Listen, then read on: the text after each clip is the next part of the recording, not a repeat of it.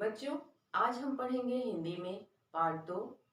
पिछली कक्षा में हमने पार्ट 1 नई उषा पढ़ी थी।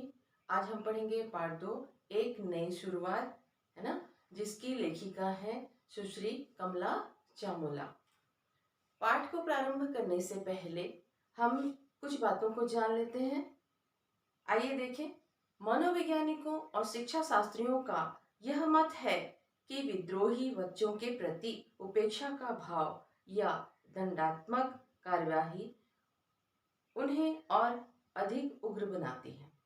ठीक है, जो विद्रोही बच्चे हैं, जिनको यदि कोई बात समझाई जाए तो वह बात उन्हें समझ में नहीं आती, उन्हें उद्दंडता पसंद है, ऐसे बच्चों को यदि दंड दिया जाए तो उनका स्वभाव जो है और अधिक उग्र हो जाता है। इसके विपरीत यदि उन्हें प्रोत्साहन मिले, उनको उत्तरदायित्व पूर्ण काम सौंपा जाए तो वे सामान्य बालकों से अधिक अच्छा कार्य कर सकते हैं। ठीक है, जो विद्रोही बच्चे हैं तो ऐसे बच्चों को दंड देने की अपेक्षा क्या करना चाहिए? प्रोत्साहन या उनको कोई जिम्मेदारी दी जाए तो वे उस कार्य को बड़े ही अच्छे से करते हैं। कहानीकार ने इसी सिद्धांत पर प्रस्तुत कहानी की रचना की है। इस कहानी में हम इसी बात को जानेंगे एक नई शुरुआत में। ठीक है, प्रोत्साहन पाकर और उत्तरदायित्व का भार पड़ने पर सुधीर के चरित्र में जो बदलाव आया वही प्रस्तुत कहानी का मुख्य तथ्य है। बाल मनोविज्ञान पर आधारित यह कहानी बहुत ही महत्वपूर्ण भूमिका अदा करती है। आइए अब देखते हैं। श्रीकांत को कक्षा का मॉनिटर बनाया जाता है। कक्षा में बहुत सारे बच्चे होते हैं, है ना, तो उसमें से श्रीकांत नाम का एक विद्यार्थी है, उसे मॉनिटर बनाया जाता है क्योंकि कक्षा के 85% लड़कों ने उसके नाम का समर्थन किया। कक्षा में जितने भी बच्चे थे उसमें से 85% बच्चों ने श्रीकांत नाम के विद्यार्थी का समर्थन किया कि उसे मॉनिटर बनाया जाए। कक्षा अध्यापक शर्मा जी ने यह घोषणा की तो सभी लड़के तालियां बजाने लगे। जब उनके कक्षा शिक्षक ने यह घोषणा की कि श्रीकांत को मॉनिटर बनाया जाता है तो सभी बच्चों ने तालियां बजाई। कक्षा में सिर्फ सुधीर ही ऐसा लड़का था जो तिरछी आंखों से श्रीकांत को घूर रहा था। उन सारे बच्चों में केवल ये सुधीर ही था जो श्रीकांत को घूर रहा था। उसे अच्छा नहीं लगा था। श्रीकांत ने उसकी ओर देखा तो उसने अकड़कर गर्दन दूसरी ओर घुमा ली। श्रीकांत मुस्कुरा पड़ा। उसे सुधीर से ऐसे व्यवहार की अपेक्षा थी। श्रीकांत भी एक बहुत अच्छा विद्यार्थी था। उसने सुधीर की ओर देखा तो सुधीर अकड़कर दूसरी ओर अपनी गर्दन घुमा लेता है और सुधीर ने बुरा नहीं माना और फिर वो मुस्कुरा पड़ा। उसे इस शहर में आए 6 माह होने को थे। किसे? श्रीकांत को। उसकी शराफत और होशियारी से सभी लड़के प्रभावित थे। पढ़ाई में भी वह अच्छा था। सभी लड़कों के साथ उसकी दोस्ती हो गई थी। किसकी? श्रीकांत की। एक सुधीर ही था जो उससे बात करने में भी अपनी हेठी समझता था। एक क्लास में सभी बच्चे श्रीकांत से बात करते थे। एक नया स्टूडेंट था, नया विद्यार्थी था, किंतु वह व्यवहार भी बहुत अच्छा था उसका और वह पढ़ाई में भी बहुत तेज था। किंतु सुधीर ही उससे बात करने के लिए हिचकिचाता, यानी उससे बात ही नहीं करता, अकड़ता था। श्रीकांत को लगता जैसे सुधीर मन ही मन उससे ईर्ष्या करता है। श्रीकांत समझ गया था कि यह मुझसे मन ही मन ईर्ष्या करने लगा है। सुधीर हद दर्जे का गुस्सैल, अक्खड़ और शरारती किस्म का लड़का था। सुधीर कैसा था व्यवहार में? गुस्सैल प्रवृत्ति का था, अक्खड़, शरारती, बहुत ज्यादा शरारत किया करता था। श्रीकांत को लड़कों से पता चला था कि वह गलत सोहबत में भी पड़ गया है। श्रीकांत को पता चला कि श्रीकांत जो है श्रीकांत को पता चला कि सुधीर जो है कुछ गलत आदतों का शिकार भी हो गया है, वह गलत संगत में पड़ गया है। सभी उससे बात करने में कतराते थे। किससे? सुधीर से। कक्षा की लड़कियां तो उसकी ओर नजर उठाकर भी नहीं देखती थी। किससे? सुधीर से, है ना, क्योंकि उसका व्यवहार अच्छा नहीं था। जब पीरियड खत्म हुआ तो श्रीकांत सुधीर के पास जाकर बोला, तुम्हें मेरा मॉनिटर बनना पसंद नहीं आया क्या? मॉनिटर बने हो राजा नहीं। कौन कहता है? सुधीर।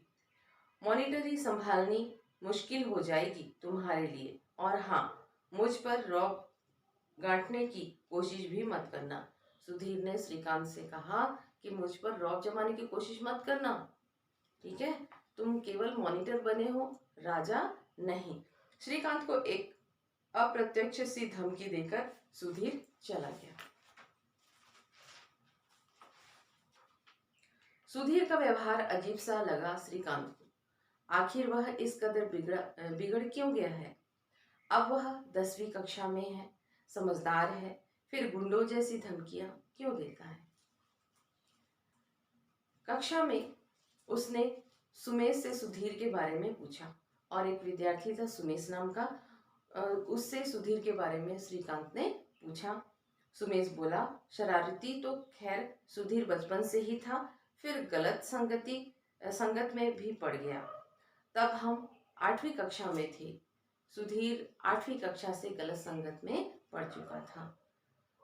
इसे सजा के रूप में पूरे स्कूल के सामने स्टेज पर खड़ा रखा गया। उस घटना के बाद सबने इससे बात करना कम कर दिया। सुधीर के व्यवहार के कारण, गलत आदत के कारण उसे स्कूल में सजा मिली थी सभी बच्चों के सामने। उस समय से उससे जो बाकी विद्यार्थी थे उन्होंने बात करना कम कर दिया था। सभी अध्यापक भी इसे गैर जिम्मेदार और बिगड़ा हुआ लड़का मानने लगे, और फिर तो सचमुच सुधीर बिगड़ता ही गया। और उस सजा के बाद बाकी लोगों ने जो उसके साथ व्यवहार किया, उसके बाद से वह और ज्यादा बिगड़ता गया। कौन बता रहा है? सुमेश बता रहा है श्रीकांत को। अब तो जैसे पूरा दादा ही बन गया है। अब तो ऐसा लग रहा है कि वह गुंडागर्दी में, बदमाशी में वह आगे निकल गया है। सुमेश की बात सुनकर श्रीकांत सोच में डूब गया। उसे लगा सुधीर को गिरावट की इस हद तक पहुंचाने में शायद कक्षा के लड़के लड़कियां और अध्यापक सभी का हाथ है। उसे सदा प्रताड़ना और डांट ही सुनने को मिली है। प्रार्थना के समय उसे पूरे स्कूल के सामने खड़ा रखा गया। शायद इस सार्वजनिक अपमान ने ही उसका स्वभाव विद्रोही बना दिया है। ये कौन सोच रहा है? श्रीकांत सोच रहा है। किसके बारे में? सुधीर के बारे में। अब अगर उसे जिम्मेदार लड़का मानकर काम सौंपे जाएं, हर काम में उसका सहयोग और सलाह लेकर उसे भी अपने साथ शामिल किया जाए, तो शायद वह सुधर जाए। सुधीर के कारण श्रीकांत को मॉनिटर का काम संभालने में बड़ी मुश्किल हो रही थी, क्योंकि सुधीर जो था बड़ा ही शरारती था।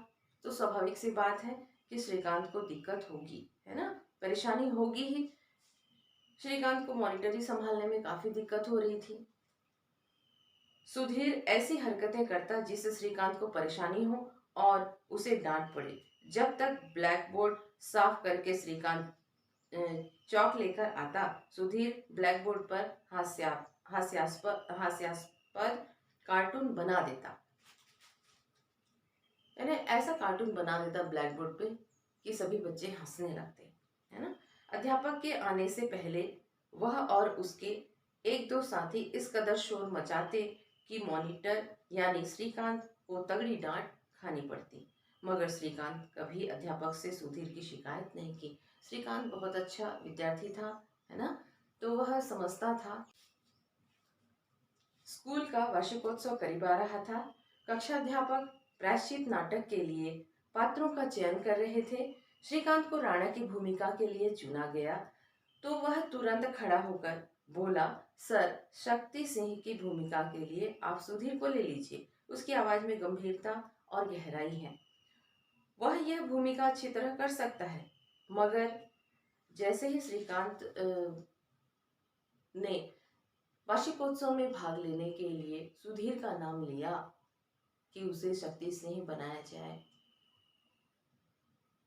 तब कक्षाध्यापक ने कहा, मतलब संदेह प्रकट किया और कहा कि श्रीकांत उनकी बात काट कर, जैसे ही उसके कक्षाध्यापक ने कहा कि मगर वो कर पाएगा या नहीं, यह संदेह प्रकट किया, तो अपने अध्यापक की बात काटकर श्रीकांत ने कहा, मानता हूं कि नाटक में प्रमुख पात्र शक्ति सिंह ही है, पर उसे सुधीर पूरी निष्ठा लगन से कर सकता।